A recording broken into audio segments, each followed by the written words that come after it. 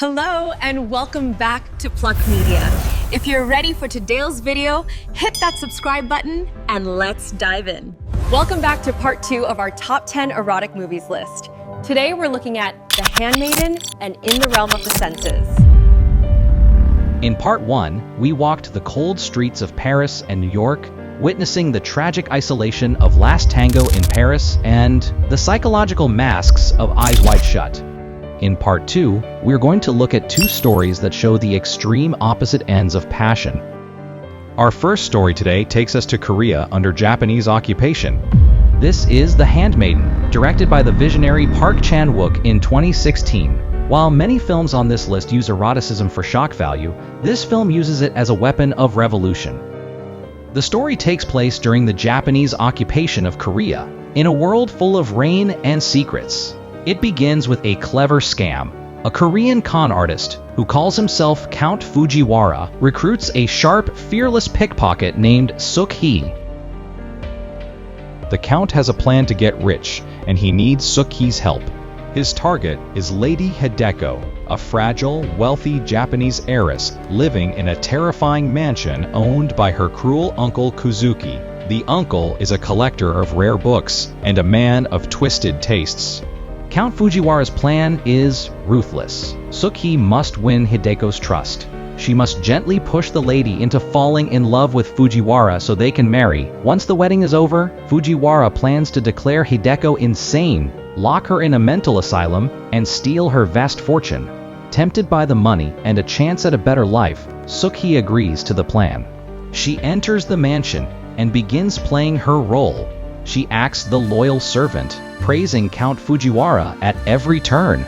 But as the days pass, the plan begins to crack. The film masterfully builds tension through intimacy. Suk-hee has to take care of Hideko's body, bathing her, dressing her in tight corsets, and sleeping by her side. In one of the most sensual scenes in modern cinema, Hideko has a sharp tooth that hurts her lip, and Suk-hee gently files it down in the bathtub. In that quiet, charged moment, the lie disappears. Genuine desire begins to grow. Suk-hee realizes she doesn't want to destroy this woman, she wants to save her. Then, the Count Fujiwara arrives. He comes to the mansion to court Hideko. He stays with them, dining with the uncle and charming the lady. Suk-hee watches with jealousy and guilt as the Count seduces Hideko exactly as planned. Then the plan moves into action. One day, Uncle Kuzuki leaves the mansion for a business trip abroad. This is their chance. Under the cover of rain, Suk-hee and Lady Hideko slip out of the mansion. They run through the fields to the riverbank where Count Fujiwara is waiting for them on a small boat. They sail away to Japan. In a quiet ceremony, Count Fujiwara marries Lady Hideko. The deed is done. Suk-hee is heartbroken. She thinks she has just doomed this fragile woman to a life of misery in an asylum. But on the wedding night, the movie pulls the rug out from under us in a terrifying way.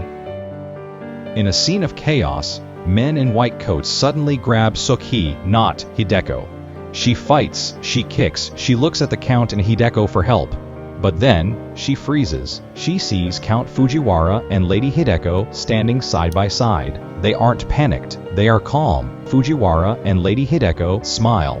In that split second, the horrifying truth hits us like a train. Suk-hee was the target all along. Now, the movie rewinds, and we see the story through Lady Hideko's eyes. We learn that Hideko's life was a nightmare long before Suk-hee arrived. Her uncle Kuzuki is not just a collector, he is a monster. He forces Haido to act as a living doll. He dresses her up and makes her read graphic, violent erotic stories to an audience of wealthy men in his private library. She is his favorite storyteller, his prized possession, and his ultimate plan is chilling. He intends to marry his own niece, not out of love but to ensure that her vast fortune and his favorite toy never leave his control. Hideko was desperate to escape him, but she had no way out. Then, one day, a stranger came to the library to watch the show. It was Count Fujiwara. He sat in the audience, watching Hideko read. But unlike the other men who were just lusting after the story, the Count saw an opportunity. He saw a woman who hated her life. Later, in secret, the Count approached Hideko with a proposal. He told her he could help her escape her uncle. But there was a catch. He wanted her money. They made a devil's bargain. The plan was simple. The Count would come back as a suitor to save her, but to truly be free, Hideko needed to disappear. They couldn't just run away, or the uncle would hunt them down. They needed a body to leave behind in the mental asylum, a fake Hideko to take the fall so the real Hideko could live freely with her share of the money. So, they decided to find a dummy, a poor girl nobody would miss. That is why they hired Suk-hee. Suk-hee wasn't a partner, she was the sacrifice. But even this perfect plan had a flaw. Hideko didn't count on one thing, falling in love with the sacrifice. Just before the escape was supposed to happen, Hideko found herself broken. She believed Suk-hee only cared about the money. Overwhelmed by betrayal and the hopelessness of her life, Hideko decided she would rather die than live in a world of lies. She ran out into the garden and prepared to hang herself. Suk-hee saw her and lifted her up, saving her life. Suk-hee, terrified of losing Hideko, screamed the truth. She admitted she was a thief, but she swore she cared more about Hideko than the money. This confession changed everything. Hideko revealed her own secret plot. They realized they were both pawns in a cruel game run by men. So, they rewrote the script. They joined forces to destroy both the uncle and the Count. The rest of the escape, the boat, the marriage, was all part of their new plan to fool the men. Before leaving for good, they went into the uncle's library, the place of Hideko's torture. In a scene of pure rage, they tore down the books, smashed the expensive statues, and flooded the room, destroying the symbol of male power. Then, they executed a brilliant cinematic double cross. They followed the Count's plan, but with a twist. Suk-hee did allow herself to be dragged away to the mental hospital, screaming and kicking. The Count thought he had won. But Suk-hee wasn't helpless. Before leaving, she had sent a message to her old family, the gang of thieves and pickpockets she grew up with. That night, as Suk-hee sat in the asylum, her gang stormed the building. They caused chaos, fought the guards, and broke Suk-hee out of her cell. She was free. At the exact same time, Lady Hideko was alone with the Count in a hotel room, celebrating their victory. The Count thought he was about to sleep with his new wife. But Hideko was smarter. She poured him a glass of wine laced with a heavy dose of opium. As the Count choked and fainted into a deep coma, Hideko calmly packed her bags and walked out the door. The two women reunited at last. But the Count's nightmare was just beginning. When he woke up, he wasn't with Hideko. He was back in Korea, in the uncle's terrifying torture basement. The uncle, furious that his niece was gone, strapped the Count to a chair to torture him to death. In the end, the two villains destroyed each other, while Suk-hee and Hideko were seen on a ferry to Shanghai. They were free. They were together. They had outsmarted everyone. It is a triumphant ending that shows love as the ultimate rebellion. From the triumph of freedom, we now descend into a story of absolute captivity. This is In the Realm of the Senses, a film so controversial it was confiscated by customs officials and banned in its own country, Japan. But what makes it truly terrifying is that it is based on a true story from 1936. The story takes place in Tokyo. It revolves around a man named Kichizo, the master of a successful inn, and Sada, a former geisha who now works there as a lowly servant. At first, it looks like a typical forbidden affair. Kichizo is a married man, a man of status. Sada is a woman with a dark past. They start sleeping together, stealing moments in the inn while his wife is in the other room. But soon, the outside world ceases to matter. The militarization of Japan is happening in the background. Soldiers are marching on the streets, but Kichizo and Sada turn their backs on reality. They run away together to another geisha house. They lock the door.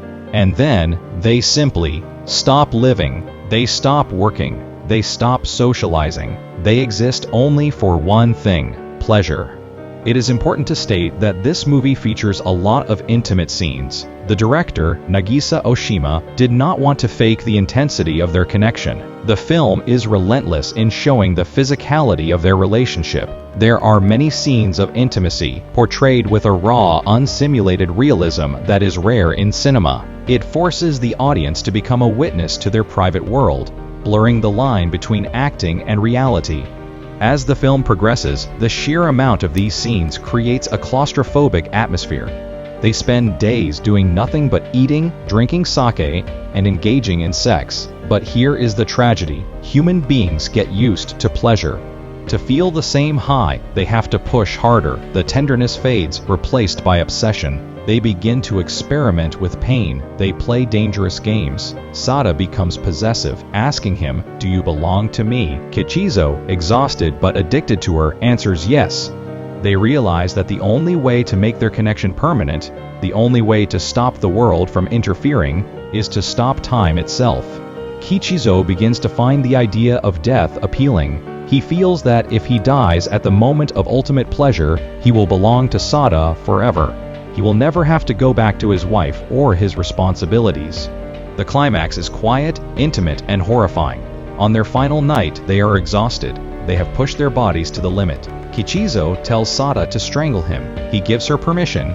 He wants it. In a trance-like state, driven by a love that has mutated into madness, Sada tightens the cord around his neck. She strangles him to death.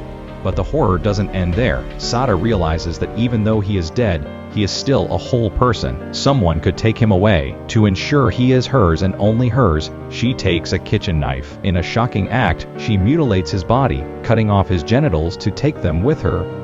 The film ends with a title card explaining that Sada was found days later, wandering the streets of Tokyo. She was holding the body part in her kimono, smiling peacefully. She was happy. She told the police that she had never felt such joy, because now, finally, he could never leave her. It is a chilling reminder that when love loses all its boundaries, it doesn't lead to freedom. It leads to destruction. We are almost halfway through our list, but the tension is only just beginning. In the next video, part 3, we are moving into the 90s. We will discuss the most famous police interrogation in history, and then explore a heartbreaking modern French masterpiece about the color of love and loss. We are talking about the ice-cold basic instinct, and the emotional storm of blue is the warmest color. I hope you guys enjoyed the video. Thanks for watching. Make sure to subscribe and turn on notifications so you don't miss part 3 coming very soon.